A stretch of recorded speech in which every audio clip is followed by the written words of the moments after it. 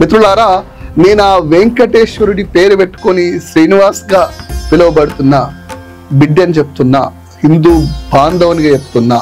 అజ్ఞాని నామయ దోషాన్న శేషాన్విహితాన్న హరే క్షమస్తత్వం క్షమస్తత్వం శేషశైల శిఖామణి అని చెప్తున్నా.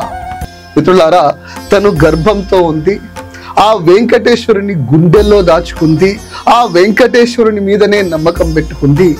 ఆయన పేరు మీదే ఇలా గర్వంగా ఆ వ్రతాల గురించి చెప్తుంది.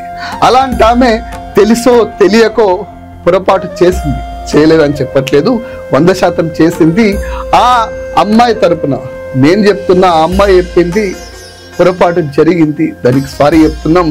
దయచేసి ఇప్పటికైనా ఈ అమ్మాయిని రాజకీయ కక్షలో భాగంగా కాకుండా దయచేసి ఆమెను క్షమించే ప్రయత్నం చేయండి. ముఖ్యంగా ఆ వెంకటేశ్వర స్వామి గోవింద నామ స్మరణతో మారుమోగాల్సిన ఆ వెంకటేశ్వరుని స్థానంలో అన్యమత ప్రచారాలు జరుగుతుంటే, మధు మాంసాలు తింటుంటే, తాగుతుంటే అక్కడ ఇదే ఆవేశాన్ని మీరు చూపించాలని, ఆ దేవుణ్ణి పవిత్రతని కాపాడాలని కోరుకుంటున్నాను.